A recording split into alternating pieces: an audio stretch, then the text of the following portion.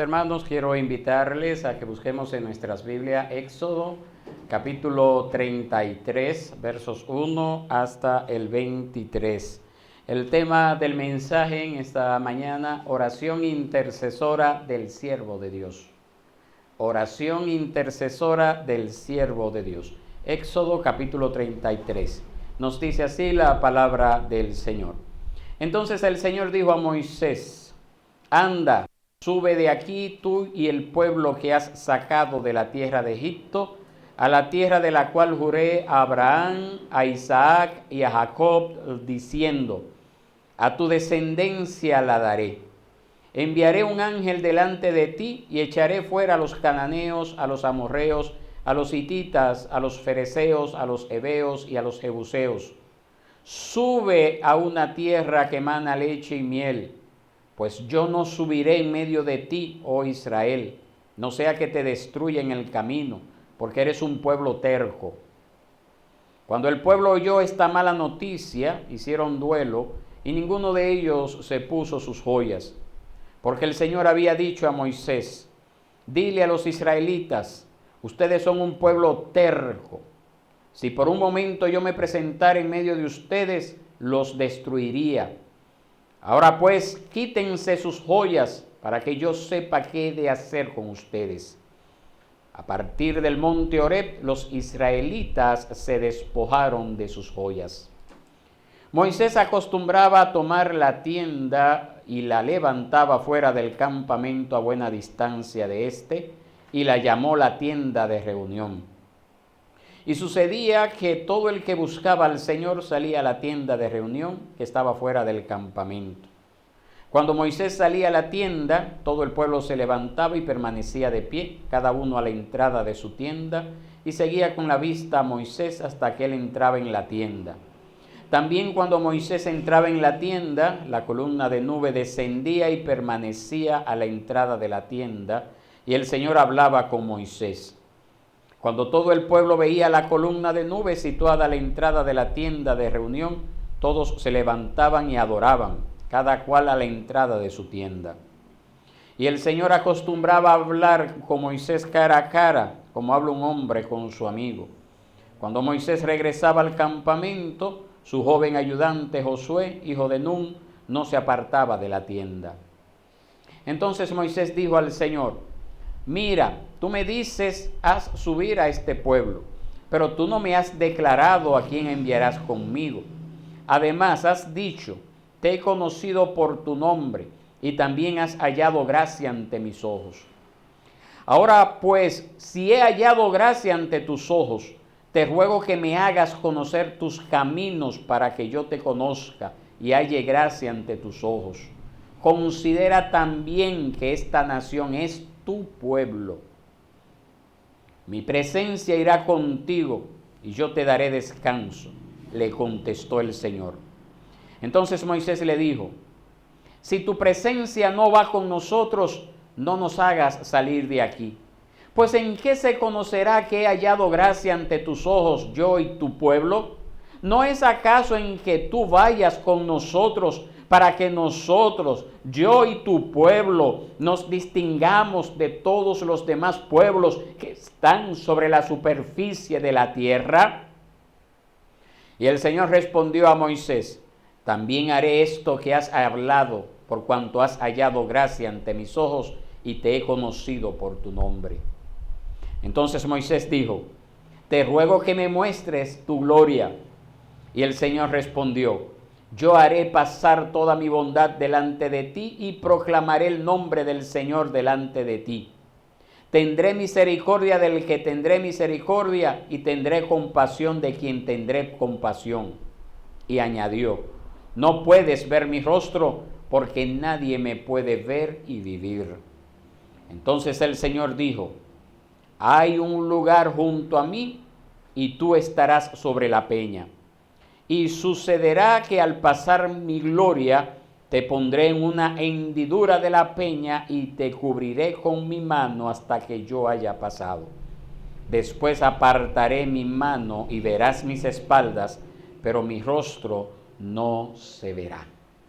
Pueden sentarse, mis hermanos. Nosotros vimos la semana pasada lo que es la tragedia del becerro de oro que habían construido la nación de Israel bajo la dirección en aquel entonces de Aarón.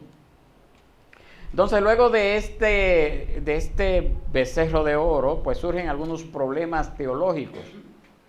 Por ejemplo, ¿cómo podía un Dios trascendente cuya presencia no podía ser captada en ídolos estar presente con Israel? ¿Cómo era posible esto? ¿Cómo podría estar presente el Dios Santísimo en medio de ese pueblo rebelde sin que ese pueblo rebelde fuese consumido totalmente? ¿Cómo podría Dios cumplir con sus promesas a los patriarcas, ya que los descendientes de ellos, el pueblo de Israel, habían quebrantado el pacto? Esas condiciones del pacto que habían sido claramente explicadas y que el pueblo de Israel había aceptado libremente acatar esas condiciones del pacto, pero que nosotros vemos que alrededor de 40 días después de haber dicho haremos lo que Jehová diga, ya Israel se había desviado de esa promesa, se había olvidado completamente de esas promesas. Y aquí en este capítulo 33 nosotros vemos esta historia continuar. Y esta historia se da precisamente el día después de la matanza. ¿Se acuerda que nosotros vimos el domingo pasado que 3,000 personas murieron? Que nosotros asumimos que fueron personas que persistieron en querer seguir adorando el becerro de oro. Y por esa razón Dios ejecutó juicio a través de la mano de los levitas. El día después de esta matanza, nosotros leemos que Moisés subió otra vez al monte para interceder por el pueblo. Y eso nosotros lo comenzamos a ver en el capítulo 32, los versos 30 y 31. En una de las oraciones más grandes de la Biblia, ahí me gustaría que usted vuelva al capítulo 32, verso 31.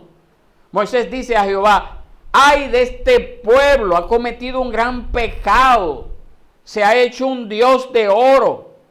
Pero ahora, verso 32, pero ahora, si es tu voluntad, perdona su pecado, y si no, bórrame del libro que has escrito.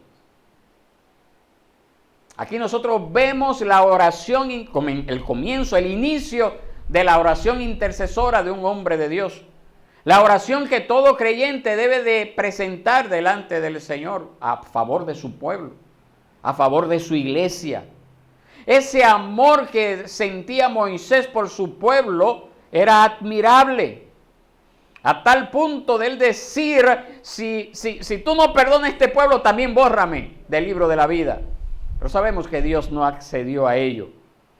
Y por esa razón el Señor le dice que el culpable era responsable por sus acciones y que aquel que pecara contra Dios sería el que sería borrado del libro de la vida. Eso lo vemos ahí en Éxodo 32, 33. Pero todo eso debía de hacerse basado en el camino del arrepentimiento.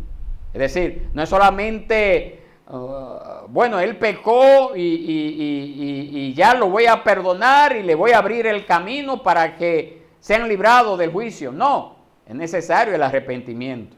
Es necesario venir al Señor en arrepentimiento. Siglos más adelante, el Señor se iba a revelar manifestando ese gran amor a través de la encarnación de nuestro Señor y Salvador Jesucristo.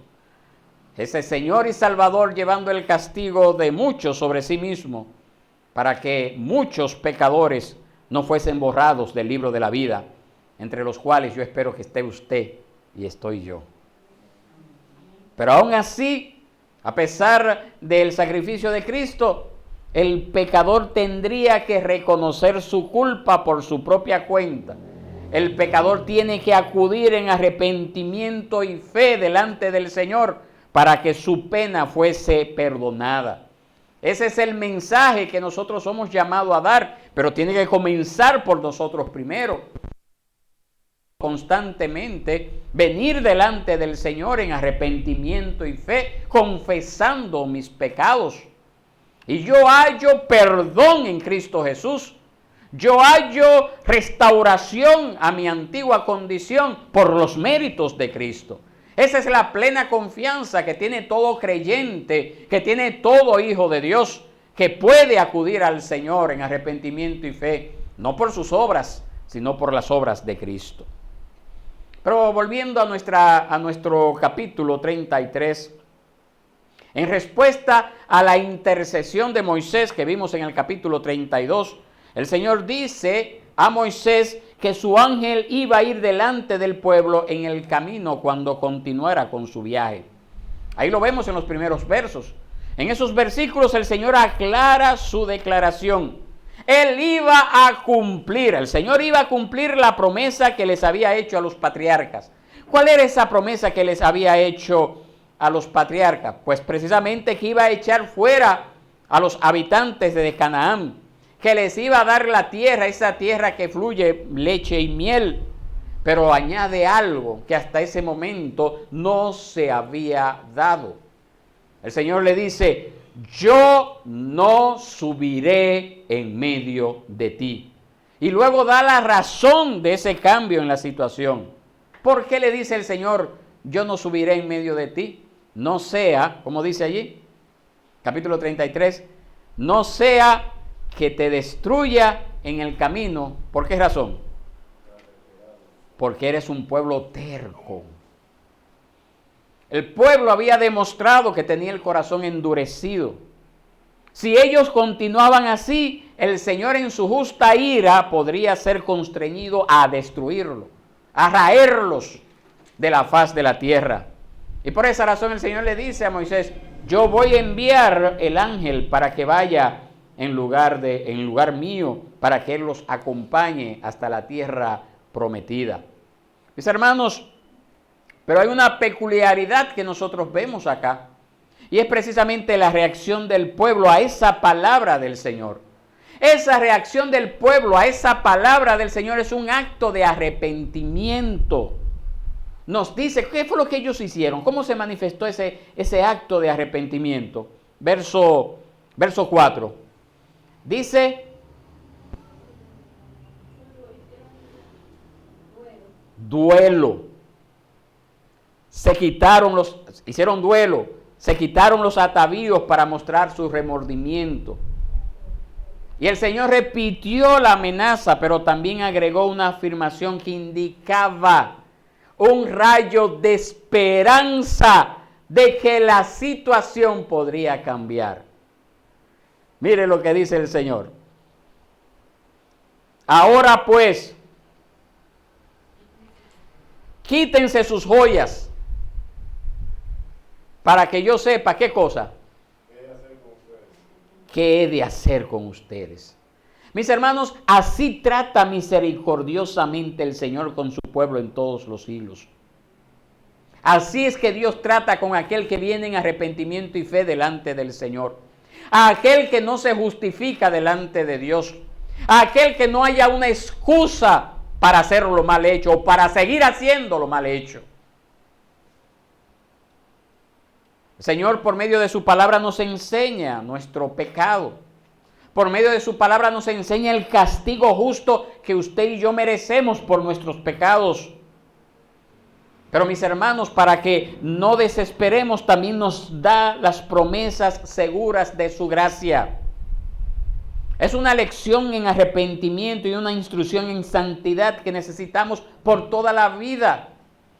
Siempre entender que ese Dios que es justo, ese Dios que es correcto, ese Dios que no tendrá por inocente al culpable, también es un Dios misericordioso, también es un Dios bondadoso, también es un Dios que está lleno de amor. Pero para poder recibir esto, necesitamos venir en arrepentimiento y fe delante del Señor. Y eso fue precisamente lo que hizo Israel en esta ocasión. Esa relación de amistad entre el Señor y Israel había quedado suspendida como resultado de ese pecado de idolatría que ellos habían cometido al construir este becerro de oro. El Señor no solo le había dicho a Moisés: no subiré en medio de ti, sino que se había negado a demostrar su compañerismo como su pueblo, como el pueblo de Dios, como el Señor lo había hecho en el pasado. El Señor todavía se comunicaba con Moisés, pero en el tabernáculo que Moisés había puesto, ¿dónde? ¿Dónde había puesto el tabernáculo? ¿Puede leerlo allí? Fuera del campamento. Allí vendría la columna de nube. Allí el Señor le hablaría a Moisés, como nos dice, cara a cara, como habla con un hombre con su amigo. Y cuando habla de cara a cara, no visiblemente, mis hermanos, sino que Moisés podía, así como ustedes me están escuchando, escuchar la voz de Dios. Podía escuchar la voz de Dios, pero no físicamente, por lo que veremos ya al final de este capítulo. En otras palabras, mis hermanos, el Señor seguía comunicándose con Moisés como lo había hecho en el pasado, pero el pueblo todavía tenía que ser probado para despertar en el pueblo, en el corazón del pueblo, ese deseo del pueblo que naciera de ellos de restablecer el pacto plenamente. Acuérdense ese pacto que ellos habían hecho. ¿Se acuerdan lo que había dicho allí cuando al principio, cuando Moisés subió, antes de los 40 días? ¿Qué fue lo que dijo el pueblo? Haremos todo lo que el Señor mande, ¿verdad? Entonces, esto tenía que volver a surgir en ellos. Esto tenía que volver a decir, este pacto ha sido roto porque hemos pecado, pero necesitamos rehacer esto.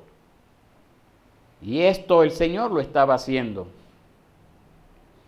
Y el Señor lo estaba haciendo mientras el pueblo, acuérdense que ellos están en el desierto, no habían casas construidas, eran tiendas. ¿Y qué era lo que hacía el pueblo cuando la nube descendía en el tabernáculo, en la tienda de reunión que estaba fuera del campamento? ¿Qué hacía el pueblo? Se ponían a la entrada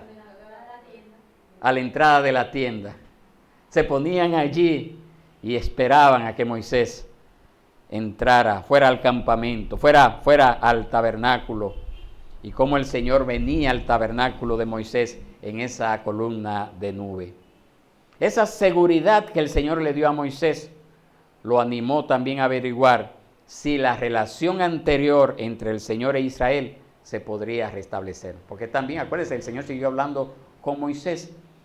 Entonces, esto es lo que vemos en los siguientes versículos. Moisés había recibido la promesa del Señor. ¿Cuál era esa promesa? Aquí en los versículos principales, Wendy. ¿Cuáles eran esas promesas? Que un ángel iba a continuar guiando a los israelitas en el camino a la tierra de Canaán. Esa promesa, como hemos visto, era limitada. El Señor mismo no los iba a guiar como lo había hecho en el pasado, sino que un ángel creado les iba a servir de guía en el camino. Además, los versículos anteriores dicen que Moisés había visto la expresión de arrepentimiento del pueblo. ¿Por qué medio lo había visto? Ellos se habían quitado los atavíos, habían expresado un deseo sincero de restablecer el lazo de amistad con el Señor. Dicen, no, ¿por qué se habían quitado estos atavíos? Porque precisamente esos atavíos eran los que habían usado para construir el becerro. Entonces, finalmente Moisés tenía confianza por el hecho de que su comunión con el Señor había permanecido tan íntima como siempre, de que él podía acudir al Señor e interceder por ese pueblo. Eso fue lo que le dio confianza a Moisés. Déjame acudir al pueblo. Quizás Moisés hubiese recibido un mejor beneficio si él permite que el Señor acabe con ese pueblo. Dice, aquí quedé yo, esto va a costar trabajo, pero es más fácil yo lidiar con mi familia. Yo lidiar con mis hijos y con mi esposa y olvidarse de ese pueblo tan molestoso, tan duro, tan inconforme. Pero eso no era lo que Moisés quería. Por esa razón, él va a intercede al Señor. Eso nos enseña a nosotros también como parte de una iglesia, que es nuestro deber orar por nuestra iglesia, que es nuestro deber orar al Señor por estos hermanos que usted conoce, para que el Señor derrame su gracia sobre nuestras vidas de igual forma. Que el Señor añada más personas a sus caminos. Esa fue la razón, mis hermanos, que nosotros también podemos considerar que hubo en Moisés. Y por esa razón Moisés se decide a proceder valientemente y a llevar adelante su caso en favor de Israel. Y esa conversación entre Moisés y el Señor, que está escrita en los versículos 12 al 20 de este capítulo 33, muestra una lucha con el Señor en oración. Eso es lo que nosotros podemos ver en Moisés. Así como Jacob lo había hecho una vez en aquel momento cuando dice que luchó con el ángel de Jehová hasta que rayaba el alba. Y dice que no lo soltó hasta que lo bendijera. Hay momentos en nuestras vidas, mis hermanos, que nosotros somos llamados a orar, a interceder delante del Señor por nuestra vida siempre, claro está, pero también por otros. Y necesitamos persistir en ello. No es porque Dios no nos escuche a la primera vez. No es porque Dios no esté pendiente de nuestras oraciones, pero es necesario persistir en ella. Es necesario enfatizar ello. Y eso es lo que nosotros vemos aquí, la oración intercesora del siervo del Señor. Si usted es un siervo del Señor, si usted es una sierva del Señor, usted tiene que aprender de este ejemplo de Moisés. No es que esa gente, no es que el pueblo de Israel merecía nada. No merecía que Moisés orara al Señor por ese pueblo. No lo merecían. Entonces muchas veces nosotros pensamos que, no, yo no voy a orar por ese fulano porque no merece que ore por él. Claro, nadie merece nada. Pero nosotros no oramos o dejamos de orar porque esa persona lo merezca o no. Somos llamados a perseverar en la oración porque Dios nos lo manda. Y eso es lo que nosotros vemos a Moisés haciendo exactamente esto. El pueblo de Israel no merecía eso. El pueblo de Israel no merecía que Moisés orara al Señor por ese pueblo. Pero él se olvidó de ello en ese momento. Y vemos a Moisés como le hace recordar al Señor esa comunión íntima que existe entre los dos. Y después Moisés le ruega que le dé más información en cuanto a las intenciones que tiene para con Israel. Verso 13, lo puede leer conmigo. Te ruego que me hagas conocer tus caminos. Considera también que esta nación es tu pueblo. Moisés suplica, Moisés le dice al Señor, si yo voy a ser el líder de este pueblo, hazme saber tus intenciones con respecto a ello. Nosotros vemos la manera en que Moisés se acerca al trono de gracia con valor y plena confianza. Con valor y plena confianza, tal como todo creyente debe de hacerlo cuando acude al Señor.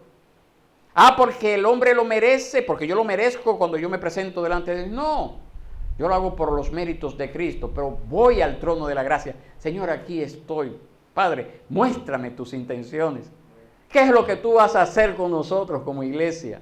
¿Qué es lo que tú vas a hacer con nosotros como tu pueblo, Señor? Si tú tienes pueblo acá, dime qué has de hacer con nosotros.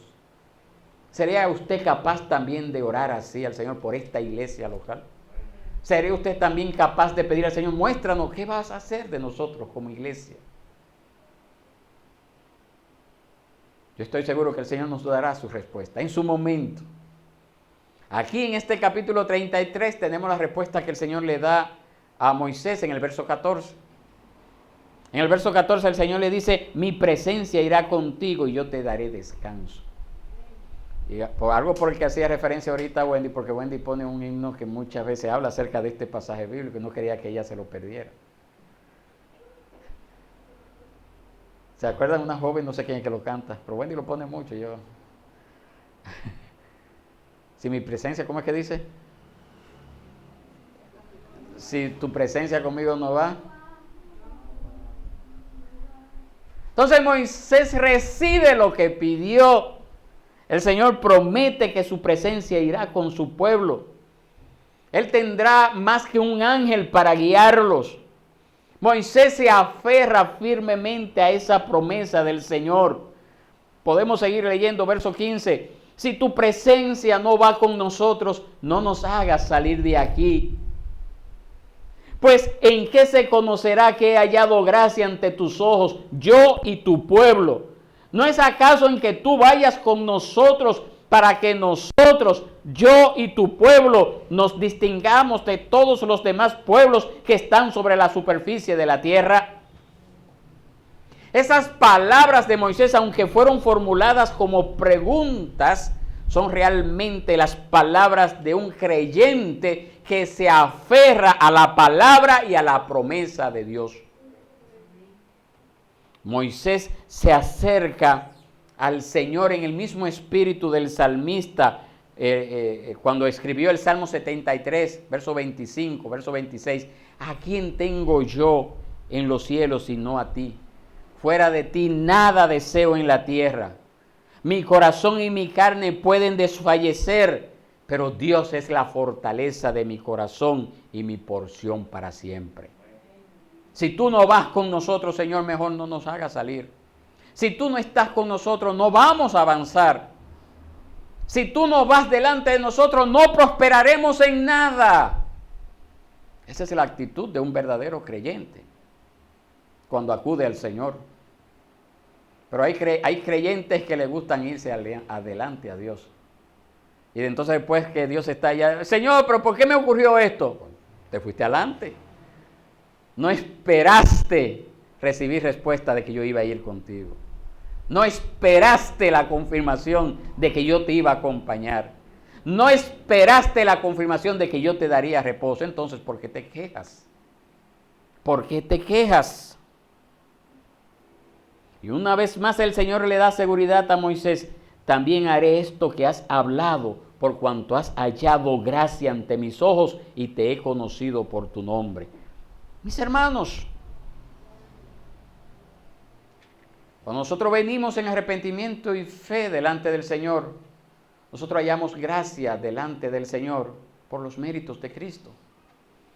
Cuando nosotros nos convertimos, nosotros somos cambiados en nuevas personas por la obra del Espíritu Santo en nuestros corazones.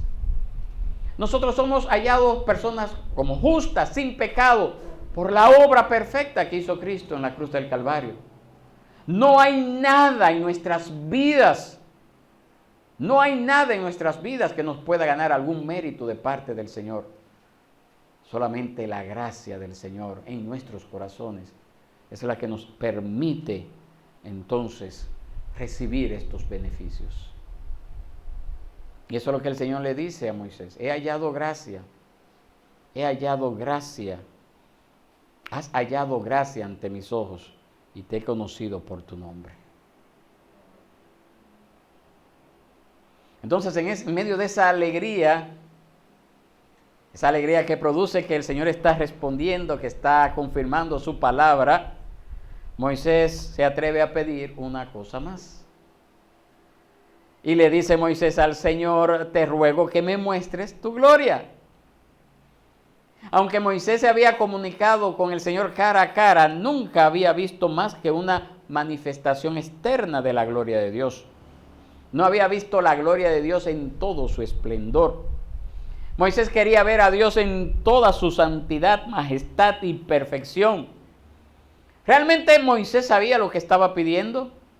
¿Fue una petición, un acto impulsivo en ese momento? Hay algunos comentaristas que no se ponen de acuerdo y dan varias razones para explicar esta petición de Moisés. Hay algunos que dicen que esto se debía, esta petición de que muéstrame tu gloria, al grave pecado que había cometido Israel. Otros dicen que era por la extrema presión que Moisés tenía como el mediador entre Dios y el pueblo, como el intercesor que estaba allí. Otros dicen que simplemente estaba tan lleno de gozo que hizo la petición. Nosotros no sabemos por qué razón lo hizo. Hay esas diferentes opiniones. Usted puede escoger la que más le convenga y podría estar equivocada. Sea lo que fuera la petición la razón de la petición de Moisés, el Señor no pudo acceder a esa petición de Moisés, como él mismo le dice: no puedes ver mi rostro porque nadie me puede ver y vivir. Un ser humano no puede mirar directamente al sol sin quedar temporalmente ¿cómo se diría? Enceguecido, se podría decir así, enceguecido por la brillantez, o ensegado, no sé, por la brillantez del sol, ¿verdad? Y si eso es un astro creado, imagínense usted cómo sería, personas pecadoras como somos, todos nosotros, estar ante la presencia o mirar la gloria de Jehová sin ser destruido. Entonces, como consecuencia de eso, mis hermanos, nosotros no podemos conocer a Dios plenamente ni conocer sus caminos, porque sería imposible en este cuerpo mortal estar en la presencia del Señor un segundo. Una milésima de segundo sería imposible estar en la presencia del Señor. Nos dice la palabra que solamente en la eternidad, cuando este cuerpo mortal sea transformado en un cuerpo inmortal, glorificado, es que podremos ver a Dios tal como Él es. Eso nos lo dice Primera de Juan capítulo 3, verso 2. Pero a pesar de ello, el Señor no se disgusta por la petición poco usual de Moisés. Más bien le dice a Moisés: yo haré pasar toda mi bondad delante de ti y proclamaré el nombre del Señor delante de ti. ¿Qué más añade allí? ¿Tendré misericordia de quién? Del que tendré misericordia. ¿Y tendré compasión? De quien tendré compasión. Dios es misericordioso con el que Él quiere tener misericordia y es compasivo con el que quiere tener compasión. Ay, mis hermanos, nosotros, el simple hecho de estar reunidos en esta mañana es una señal, un gesto favorable de que el Señor tiene misericordia y compasión de cada uno de nosotros. Nosotros no merecemos esto, mis hermanos. Y de una manera bella estas palabras nos hacen recordar que para nosotros, los seres humanos que estamos en esta tierra, la gloria de su nombre yace en el nombre por el cual Él se nos ha revelado. El yo soy el que soy, el Señor del pacto, el Señor que se revela en su palabra, principalmente a través de su misericordia, a través de su gracia fiel, a través de su gracia gratuita, esa misericordiosa compasión que el Señor nos tiene para con nosotros al habernos legado su palabra. Allí nosotros podemos conocer a Dios tal como Él es, a través de su nombre, a través de sus atributos, a través de sus virtudes. Está a nuestro alcance en estos tiempos, mis hermanos. Y el Señor le concede a Moisés una experiencia única. En la cima del monte el Señor pone a Moisés en la grieta de una roca. Y mientras el Señor pasa, cubre a Moisés. ¿Con qué cubrió a Moisés? Con su mano, es decir, con su poder protector. Y después pasa el Señor y permite que Moisés le vea ¿qué cosa? La espalda, es decir, un reflejo de su gloria. Lo que Moisés vio es difícil de describir, mis hermanos. Moisés mismo no dice mucho acerca de esto. Aún las palabras que el Señor mismo usa van más allá de nuestro entendimiento. El Señor le reveló a Moisés, su siervo, todo lo que pudo en esa situación. Pero la revelación más importante fue la proclamación del nombre del Señor. Y de eso sabremos más adelante, el próximo domingo, si Dios quiere. Cómo él pudo ver la proclamación del nombre del Señor Moisés. Ahora nosotros podemos extraer alguna aplicación práctica para nuestras vidas. En primer lugar, que para disfrutar de la gloria de Dios en esta tierra necesitamos estar bajo la roca inconmovible de los siglos, que es Cristo Jesús.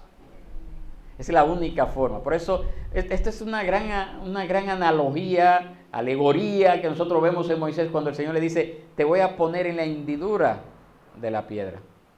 Solamente a través de ello vas a ver la bondad y la gloria de Dios. A través de esa hendidura que está en la roca, que simboliza a Cristo Jesús. También lo vemos en Hebreos, que cuando dice que del agua, de la roca brotó agua, esa roca era Cristo Jesús. Entonces podemos decir que esto también es una analogía de Cristo Jesús. Hay momentos, mis hermanos, que nuestra propia vida las presiones de nuestra existencia terrenal pesan mucho sobre nosotros. Los problemas, las desilusiones de la vida aumentan cada día de una manera agobiante sobre nosotros.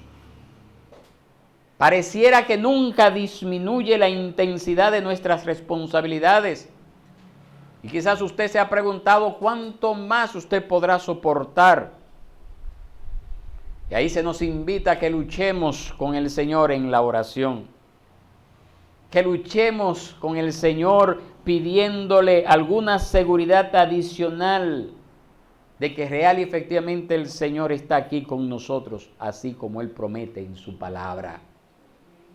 Pero es necesario persistir en la oración.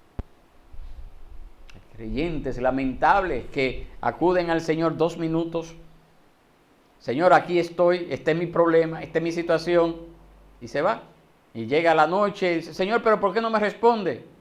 Pues, hermanos, en las Escrituras yo siempre veo que la oración debe de ser una constante en la vida del creyente, pero no una oración esporádica, no una oración que se hace en un segundo en la vida. Es una oración que persiste, que insiste, que se mantiene allí clamando al Señor. Así somos llamados nosotros como creyentes a perseverar en la oración. Que nosotros podamos decir, como dijo el apóstol Pedro en una ocasión, cuando todos se alejaban del Señor, y el Señor le dice a Pedro, ¿tú te quieres ir con ellos? ¿Cuál fue la respuesta del apóstol Pedro? Señor, ¿a quién iremos si solo tú tienes palabra de vida eterna?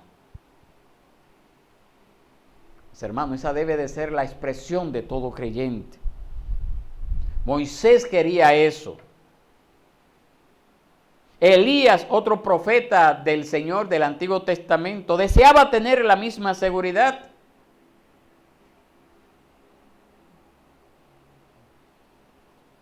Se nos dice que cuando Elías estaba a punto de desesperarse, vino a ese mismo monte. Eso está ahí en Primera de Reyes 19. A ese mismo monte donde la gloria de Dios se había manifestado siglos con anterioridad sobre el pueblo de Israel. Elías vino a ese mismo monte y le dice al Señor, mira, se han ido todos. Solamente he quedado yo solo, y buscan mi vida para quitármela. Y el Señor sobre este monte también le concedió a Elías ciertas experiencias pocos comunes. Nosotros vemos que Elías primero vio un viento poderoso que partía los montes y que allí no estaba el Señor. Luego vio un terremoto. Allí no estaba el Señor. Luego un fuego. Allí tampoco estaba el Señor. El Señor no estaba ni en el viento poderoso, ni en el terremoto, ni en el fuego. Y nosotros leemos que vino a Elías el Señor en el susurro de una brisa apacible. El Señor también le demostró a Elías que no debemos buscar la seguridad del Señor en forma de evidencias externas de su poder, de la majestad del Señor, sino en la voz apacible de su palabra. Hay muchos creyentes que andan de esquina en esquina buscando algún predicador que le diga alguna palabra bonita. Cuando el Señor le dice, yo no estoy allí. Yo estoy en lo que he revelado en mi palabra. Es un viento apacible, es un susurro, pero allí yo estoy. Y esa palabra tiene el poder suficiente para que nosotros veamos su gloria manifestada allí. Ah, que yo no quiero esto. Bueno, usted tiene el problema, no Dios. Ya Dios nos ha hablado. Mis hermanos, a quienes Dios perdona, deben de saber lo que merecían sus pecados. ¿Qué merecían nuestros pecados? La condenación eterna. Dios ha sido misericordioso al perdonar nuestros pecados.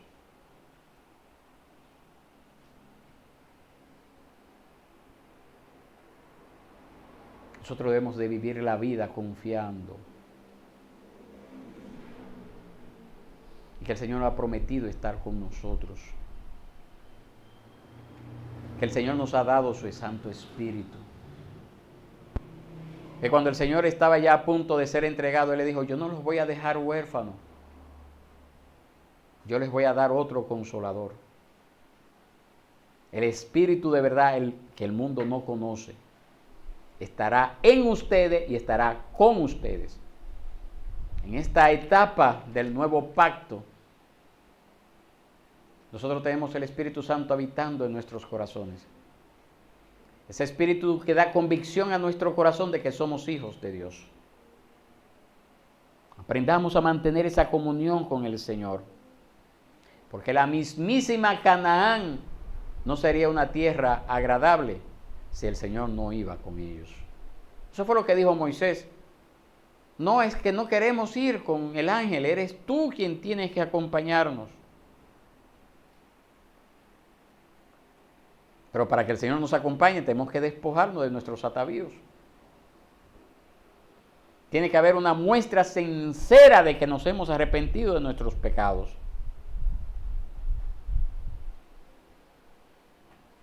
Si nosotros acudimos al Señor en arrepentimiento y fe, Él vendrá a nosotros misericordiosamente a nuestro encuentro. Si hemos pecado contra Dios,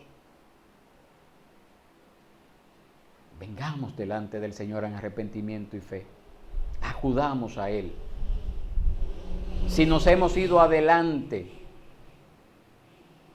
hemos tomado decisiones que nos hemos arrepentido en la vida, podemos acudir al Señor confesando nuestros pecados y decirle: Señor, me fui adelante, ahora yo quiero que tú vayas conmigo.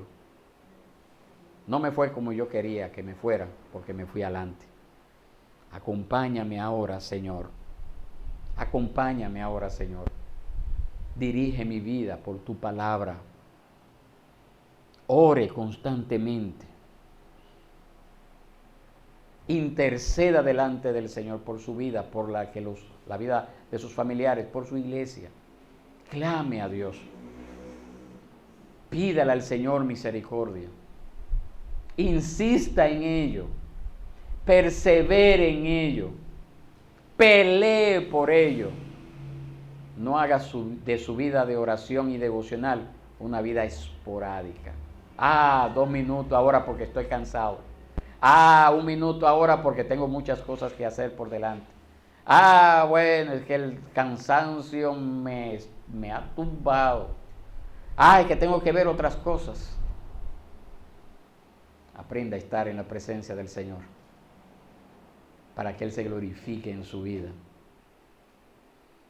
para que Él obre poderosamente en su vida. Que el Señor nos ayude a nosotros también a seguir este ejemplo de Moisés, a interceder por su iglesia. No es que la iglesia lo merece.